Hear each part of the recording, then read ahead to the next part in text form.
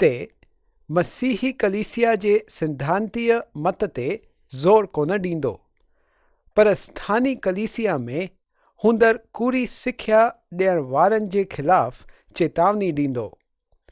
उहो हिन ॻाल्हि ते वधीक दबाव ॾींदो त परमेश्वर जो अनुग्रह ही सिद्धांत जो केंद्र आहे ऐं मसीह जे व्यक्तित्व सां संबंध रखे थो। पहिरें तिमुथियुस जे किताबनि जी प्रस्तावना पौलुस जे ॿियनि ख़तनि खां अलॻि ई आहे। शायदि तव्हांखे लॻो हूंदो त उहो साॻे ई नमूने ख़त शुरू कंदो, पर पालकीय ख़तनि में प्रस्तावनाऊं थोड़ियूं अलॻि ई आहिनि। कंहिं चयो त पहिरें तिमुथियुस में जहिड़े नमूने पौलुस सलाम चई रहियो आहे, ओड़े नमूने हुन कंहिं बि ख़त में कोन चयो आहे। अचो त पहिरियों ऐं ॿियों वचन पढ़ी करे ख़त जी शुरूआत कयूं। पहिरियों तिमुथियुस पहिरियों अध्याय 1 ऐं 2 वचन। पौलुस जे तरफ़ां, जेको असांजे उद्धारकर्ता परमेश्वर ऐं असांजी आशा जे आधार मसीह ईशूअ जी आज्ञा सां मसीह ईशूअ जो प्रेरित आहियां। तिमुथियुस जे नाले, जेको विश्वास में मुंहिंजो सचो पुटु आहे, पिता परमेश्वर ऐं असांजे प्रभु मसीह ईशूअ जे तरफ़ां तव्हांखे अनुग्रह ऐं दया ऐं शांती मिलंदी रहे। पौलुस जे तरफ़ां, जेको असांजे उद्धारकर्ता परमेश्वर ऐं असांजी आशा जे आधार मसीह ईशूअ जी आज्ञा सां मसीह ईशूअ जो प्रेरित आहियां। पौलुस तिमुथियुस खे इहो दावे सां ॿुधाए थो त उहो प्रेरित आहे ऐं हुन हीअं पहिरियों बि कयो हुयईं। एफिसियों जे पहिरें अध्याय जे पहिरें वचन में पौलुस चवे थो, पौलुस जे तरफ़ां, जेको परमेश्वर जी इच्छा सां ईशू मसीह जो प्रेरित आहे। हाणे आज्ञा ऐं परमेश्वर जी इच्छा जे विच में फ़र्क़ु छा आहे? परमेश्वर जी इच्छा ऐं परमेश्वर जी आज्ञा इहे साॻा आहिनि, पर हिननि अखरनि जो मतिलबु साॻियो कोन्हे। बाइबल में तव्हांखे जेके बि आज्ञाऊं मिलनि थियूं, उहे सभई परमेश्वर जी आज्ञा खे प्रगट कंदियूं आहिनि ऐं हिननि आज्ञाउनि में हुन 10 आज्ञाउनि खां वधीक आज्ञाऊं शामिल आहिनि। मिसाल जे तौर ते असांखे ॿुधायो वियो आहे त परमेश्वर जी इच्छा इहा आहे त असां प्रार्थना कयूं। पहिरें थिस्सलुनीअ जे 5 अध्याय जे 17 ऐं 18 वचन में लिखियलु आहे, निरंतर प्रार्थना में लॻिया रहो, हर ॻाल्हि में शुक्र कयो, छो त तव्हां लाइ मसीह ईशूअ में परमेश्वर जी इहा ई इच्छा आहे। अहिड़ियूं घणियूं ई ॻाल्हियूं आहिनि जेकियूं परमेश्वर जूं इच्छाऊं आहिनि ऐं इहे सभी हुन जे आज्ञाउनि में शामिल आहिनि। तॾहिं बि मूंखे नथो लॻे त परमेश्वर जी सभी इच्छाऊं जेकियूं मिलाए करे शास्त्र में आज्ञाउनि में शामिल कयल आहिनि, असां सभी खे प्रगट थियल आहिनि। इन्हीअ करे परमेश्वर जे आज्ञा जे संबंध में परमेश्वर जी इच्छा वधीक चौड़ी आहे। यादि रखो, असांखे परमेश्वर जी इच्छा मां हेतिरो त प्रगट थियल ई आहे त इंसान परमेश्वर जी आज्ञाउनि जो पालन करे उद्धार नथो पाए सघे। हिन ॻाल्हि खे घड़ी घड़ी दोहिराइणु ॾाढो अहम आहे, छो त अॼु अहिड़ा घणा ई माण्हू आहिनि जेके चवंदा आहिनि त उद्धार खां बि वधीक ज़रूरी व्यवस्था या कानून या नियम आहिनि। हिन अध्याय जे 8 वचन में पौलुस लिखे थो, पर असां ॼाणूं था त अगरि कोई व्यवस्था खे उचित रीतिअ सां कम में आणे थो त उहा भली आहे। असांखे व्यवस्था खे कहिड़े नमूने वापरणु खपे? पहिरीं ॻाल्हि त इहा ॾिसणु ज़रूरी आहे त असां व्यवस्था कहिड़े नमूने वापरियूं। रोमियो जे 7 अध्याय जे 12 वचन में लिखियलु आहे, इन्हीअ करे व्यवस्था पवित्र आहे ऐं आज्ञा बि ठीकु ऐं सुठी आहे। इहे त असुलियत आहे त व्यवस्था सुठी आहे ऐं इहा व्यवस्था हुन माण्हूअ खां जेको पापी आहे ऐं जंहिंमें काई बि सुठी ॻाल्हि कोन्हे, अहिड़े माण्हूअ खां इहा अपेक्षा कंदी आहे त उहो बिल्कुलु सुठे नमूने हले ऐं अहिड़ी आज्ञा जो उहो माण्हू पालन कोन थो करे सघे। रोमियो जे 7 अध्याय जो 18 वचन ॿुधाए थो, छो त मां ॼाणींदो आहियां त मूं में अर्थात मुंहिंजे शरीर में कोई सुठी शइ बसंदी कोन्हे, व्यवस्था या परमेश्वर जी आज्ञाऊं परमेश्वर जी इच्छा प्रकट करण लाइ ॾिनियूं वयूं आहिनि ऐं इहो ॾेखारण लाइ त अगरि हिकिड़े पापीअ खे उद्धार पाइणो आहे त हुननि खे हिकिड़ी परिपूर्ण व्यवस्था जो पालन करण जे अलावा ॿियो रस्तो ॻोल्हणो आहे। हिन ॻाल्हि खे सम्झण ई हुन व्यवस्था खे व्यवस्थित नमूने या सही नमूने वापरणु आहे। ख़ुशख़बरीअ जी महिमा इहा आहे त परमेश्वर ओहिड़ो हिकु रस्तो ॻोल्हे कढियो जंहिंसां उहो न्यायी थी सघे ऐं हुननि खे सिद्ध साबित करे सघे जेके ईश्वर में पंहिंजो विश्वास रखनि था। प्रेरितनि जी किताब में पौलुस प्रचार कयो, इन्हीअ करे हे भाउर तव्हां ॼाणे वठो त इन्हीअ ई जे द्वारा यानी प्रभु यीशु मसीह जे द्वारा पापनि जी क्षमा जो समाचार तव्हांखे ॾिनो वञे थो ऐं जिन्हनि ॻाल्हियुनि में तव्हां मूसा जी व्यवस्था जे द्वारा निर्दोष न पिया बीह सघो, हुननि ई सभिनी में हर हिकु विश्वास करण वारो हुन जे द्वारा निर्दोष बीहे थो। उहे मूसा जे नियम जे द्वारा सिद्ध छो न पिया थी सघनि? छो त उहा व्यवस्था हुननि खे दोषी बीहारे मौत जे तरफ़ वठी पई वञे। व्यवस्था या नियम असांखे इन करे कोन ॾिनो वियो आहे त हुन जे द्वारा असां उद्धार पायूं, पर इन करे ॾिनो वियो हुयो त असां इहो ॼाणूं त परमेश्वर पवित्र आहे ऐं तव्हां ऐं मां पवित्र कोन आहियूं। असांखे बचाइण लाइ जेको रस्तो परमेश्वर ॻोल्हे लधो उहो क्रूस जो रस्तो आहे। प्रभु ईश्वर जो रस्तो यूहन्ना जे 14 अध्याय जे 6 वचन में प्रभुअ चयो, मार्ग सत्य ऐं जीवन मां ई आहियां। परमेश्वर वटि वञण जो रस्तो व्यवस्था कोन्हे, रस्तो छरो मसीह आहे।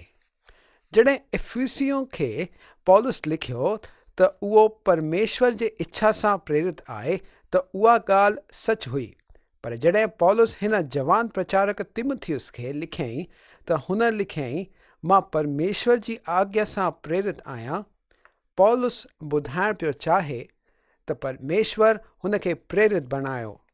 छड़ो परमेश्वर जी इच्छा में हुजण सां उहो प्रेरित कोन बणिजो। हिकिड़ो वक़्तु हुयो जॾहिं परमेश्वर हुन खे प्रेरित थियण जी आज्ञा ॾिनी। मुंहिंजे ख़्याल सां शायदि पौलुस प्रेरितन बणजण में पाण हिचकिचायो हूंदो। मूंखे त इहा पक आहे त जीअं मूसा बहाना बणाया हुया, हे पौलुस बि बहाना बणाया हूंदा। ॿियनि प्रेरितन वांगुरु पौलुस प्रभुअ सां गॾु रहियो कोन हुयो। हुन मसीह खे मसीह जे दैहिक रूप जे ॾींहं में कोन ॼाणियो हुयो। पौलुस प्रभुअ खे छड़ो गौरवी मसीह जे रूप में ॼाणियो हुयो। हुन चयईं त उहो प्रेरित बणजण जे लाइक़ु ई कोन हुयो, पर प्रभु ईश्वर चयो हुयो मां तोखे आज्ञा थो ॾियां। इहा ई उहा वजह आहे जंहिंजे करे पौलुस मंदिर में अंदरि हलंदो थियो ऐं एथेंस में हिकिड़ी सभा जे साम्हूं वञी बीठो ऐं कुरिन्थ में वञी हुन सरियल ॻठ खे जेके भ्रष्ट पापी हुया औरनि खे ख़ुशख़बरीअ जी घोषणा बिना कोई डप करण वियो। उहो हिकिड़ो सिपाही हुयो जंहिंखे आज्ञा ॾिनी वई हुई, आज्ञा जे अनुसार प्रेरित नियुक्त थियल न, पर आज्ञा या हुक्म सां थियल प्रेरित। पौलुस खे प्रेरित बनाइण लाइ कंहिं हुन मथां हथ रखी प्रार्थना कोन कई, पर प्रभु ईश्वर पाण व्यक्तिगत रूप सां हुन खे इहो अधिकार ॾिनो। यिर्मयाह खे भी साॻे ई नमूने जो अधिकार हुयो। उहो हिकिड़ो वाङण जे रंग जो मुरझाईंदड़ गुल हुयो, अहिड़ो शख़्स जंहिंजे लाइ कोई आशा कोन बची हुई, हिकिड़े टुटल दिल सां हलंदड़ माण्हू। तॾहिं बि हुन परमेश्वर वटां ॾिनल उहे महान ॻाल्हियूं चवण लाइ अॻिते थियण जी हिमत कई। उहो हीअं कीअं करे सघियो? उहो हिकिड़ो सिपाही हुयो जंहिंखे परमेश्वर तरफ़ां आज्ञाऊं ॾिनियूं वयूं हुयूं। अॼु जेको कोई बि माण्हू परमेश्वर लाइ ॻाल्हाए थो, हुनखे अधिकार सां ॻाल्हाइणु घुरिजे या त चुप रहणु घुरिजे। हिकिड़ो माण्हू जेको मंच त अची करे बीहे थो ऐं चवे थो, अगरि तव्हां फैशन में विश्वास कंदा आहियो त मां इहा अपेक्षा कयां थो त अगरि तव्हां ईश्वर जे रस्ते ते विश्वास कयो था त तव्हां शायदि उधार पाए सघो था। हेॾे ढिले ढाले माण्हूअ वटि परमेश्वर लाइ चवण जहिड़ी कोई बि ॻाल्हि कोन्हे। पौलुस उहो प्रेरित हुयो जंहिं परमेश्वर लाइ अधिकार सां ॻाल्हाई। असांजो उद्धारकर्ता परमेश्वर, छा परमेश्वर असांजो उद्धारकर्ता आहे? हाँ, उहो आहे। यूहन्ना जे 3 अध्याय जे 16 वचन में लिखियलु आहे, छो त परमेश्वर जग सां हेॾो प्रेम करे रखियो त हुन पंहिंजो हिकु लौतो पुटु ॾेई छॾियो। परमेश्वर हिकिड़ो बलिदान असांखे पुरायो ऐं प्रभु यीशु उहो आहे जंहिं हिन पृथ्वीअ ते अची उहो पूरो कयो। ऐं असांजी आशा जो आधार मसीह यीशु, मसीह असांजी आशा आहे। हीअं चवणु तव्हांखे शायदि अजीब लॻंदो हूंदो, छो त इहे अखर शास्त्र में वधीक कोन पाया विया आहिनि। असुलियत में अञा हिकु दफ़ा इहे अखर तव्हां छड़ो कुलुसियो जे ख़त में पाईंदव। कुलुसियो जे ख़त जो 1 अध्याय जे 27 वचन में लिखियलु आहे, मसीह जेको महिमा जी आशा आहे तव्हां में रहंदो आहे। प्रभु यीशु तव्हांखे बचाइण लाइ मुओ, उहो तव्हांखे बचियल रखण लाइ अॼु जी रहियो आहे। उहो कंहिं ॾींहुं अची तव्हांखे पाण सां रहण लाइ वठी वेंदो ऐं हुन उधार जी पूर्ति कंदो। अगरि असां पुठियों फिरी ॾिसूं त मसीह असांजो विश्वास आहे। असांजे आसे पासे अगरि असां अॼु ॾिसूं त मसीह प्रेम आहे ऐं अगरि असां अॻिते ॾिसूं त मसीह असांजी आशा आहे। असल में असांजी सॼी ज़िंदगीअ में उहो असांजी आशा आहे। उहा आशा प्रभु यीशु मसीह जे व्यक्तित्व ते झलियल आहे। तिमुथियुस इहो अखर 2 यूनानी अखरनि खे जोड़े ठाहियो आहे, जंहिंजी माना आहे उहो जेको परमेश्वर खे प्यारो आहे। तिमुथियुस परमेश्वर खे प्यारो हुयो, प्रेरित पौलुस खे प्यारो हुयो ऐं हुतों जी स्थानी कलीसिया खे बि प्यारो हुयो। असां तिमुथियुस जे बारे में प्रेरितन जे किताब में, एफिसियन ऐं फिलिपियन जे किताब में पढ़ूं था। हिन जो पीउ यूनानी हुयो, हुन जी ॾाॾी लोइस ऐं माउ यानी के हुन खां पहिरियों मसीह में आया। तिमुथियुस लुस्त्रा नाले जी जाइ ते रहंदो हुयो, जिते पौलुस खे पत्थर हयां विया हुया। मूंखे लॻे थो त हुन वक़्तु पौलुस असल में मौत खां वरी उथियो हुयो ऐं तिमुथियुस जी उद्धार जो संबंध हिन घटना सां पक हूंदो। जवान हूंदे हुन जे मन में घणा ई सवाल हुया ऐं उहो एॾी आसानीअ सां मञणु कोन वारो हुयो। पर जेको हादसो पौलुस सां थियो उहो तिमुथियुस खे मनाइण में ऐं परिवर्तित थियण में ॾाढो मददगार साबित थियो। हुन जे परिवर्तन खां पोइ उहो बेझिझक ऐं खुले आम पौलुस जो अनुयायी बणिजी वियो। तिमुथियुस सुठी ख्याति या सुठे नाले जो माण्हू हुयो।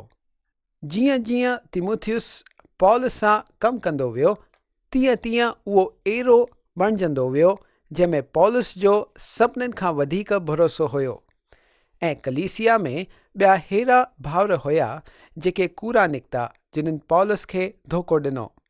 हर पालक लाइ कलीसिया में अद्भुत ऐं सुठा दोस्त हुजण इहा ख़ुशीअ जी ॻाल्हि आहे।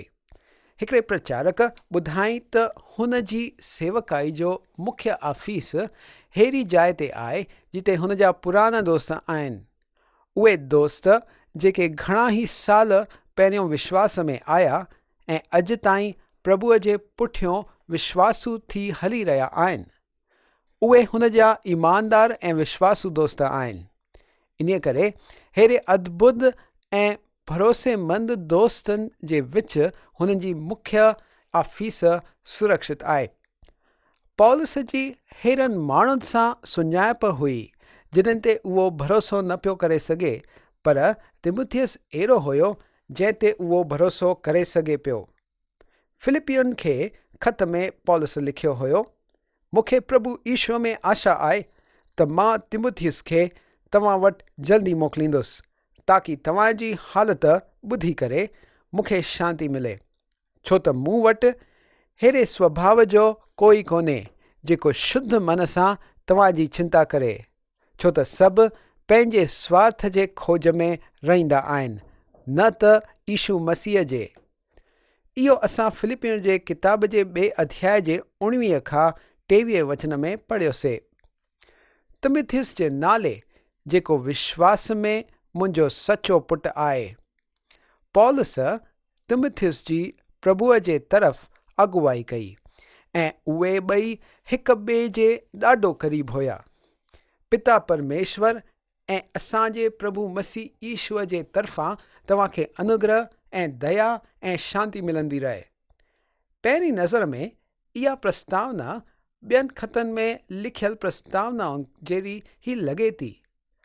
हाँ, पौलुस अनुग्रह ऐं शांती इहे अखर पहिरियों वापरिया आहिनि, पर हिते हुन अञा हिकु अखर वापरियो आहे, दया। दया इहो अखर झूने नियम में वापरियो वियो हुयो ऐं हुन जी माना अनुग्रह हिन अखर जहिड़ी ई हुई। झूने नियम जो बलिदान ई हुयो जंहिं करे परमेश्वर जो पवित्र, नीतिमान ऐं न्यायी सिंहासन दया जी गदी बणिजी वई। जॾहिं तव्हां ऐं मां परमेश्वर वटि अचूं था त असांखे न्याय कोन खपे, छो त असां ॼाणींदा आहियूं त असां दोषी बीहारिया वेंदासीं।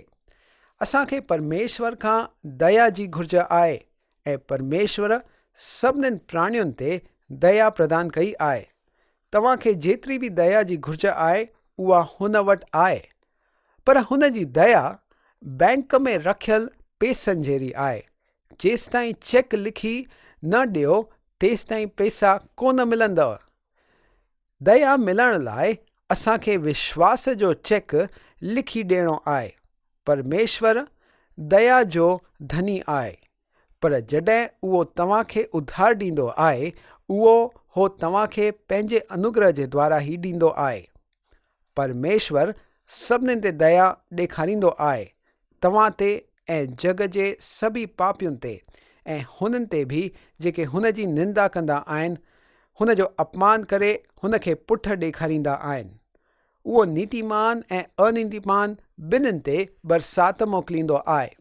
उहो पक्षपाती कोन्हे, पंहिंजे माण्हुनि सां बि न।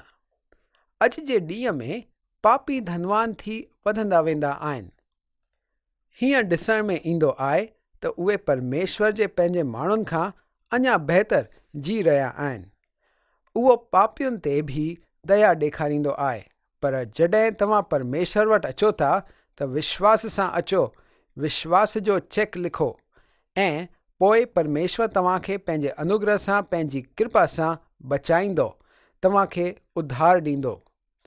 इहे 3 अखर प्रेम, दया ऐं कृपा, इहे 3 जो नंढो गठ आहे। प्रेम त परमेश्वर में पहिरियों खां ई वास कंदो आहे। परमेश्वर प्रेम आहे, इहो हिन जो स्वभाव ई आहे, हुन जी निशानी आहे। परमेश्वर में दया जो भाव उहो आहे जेको हुन पापी इंसान जी ज़रूरत लाइ पुरायो। वरी कृपा परमेश्वर जो उहो भाव आहे जेको मुफ़्त में उधार प्रदान कंदो आहे, छो त परमेश्वर जी पवित्रता जी जेकियूं बि घुर्जूं आहिनि हुन में पुरायूं वेंदियूं आहिनि। इन्हीअ करे छो त परमेश्वर दयालु आहे, तव्हां हुन वटि अची सघो था ऐं पंहिंजे अनुग्रह जे द्वारा उहो तव्हांखे उधार ॾींदो। तव्हांखे हुन वटि कुझु बि न खणी अचिणो आहे, तव्हां कुझु बि कोन था खणी अची सघो, छो त जेको कुझु बि तव्हां हुन वटि खणी ईंदव उहे सभु शयूं हुन जे साम्हूं गंदियूं छिंदियूं जहिड़ियूं आहिनि। सुठा कर्म करण वारो उहो हूंदो आहे जेको सोचींदो आहे त हुन खे परमेश्वर जे दया जी घुर्ज ई कोन्हे ऐं हे त हुन जा सुठा कम हुन खे बचाईंदा। दोस्त, ज़रूरत जे वक़्तु यानी न्याय जे ॾींहुं इहो सुठे कमनि जो उधार तव्हांजे कहिड़े कमु कोन ईंदो। उहो उधार जेको परमेश्वर तव्हांखे ॾिए थो उहो तव्हांखे सुठा कर्म करण में मदद कंदो। उहे सुठा कर्म जेके उहो स्वीकारे सघंदो। परमेश्वर जे नज़र में इंसान जी नैतिकता गंदियूं चिंदियूं जहिड़ी आहे।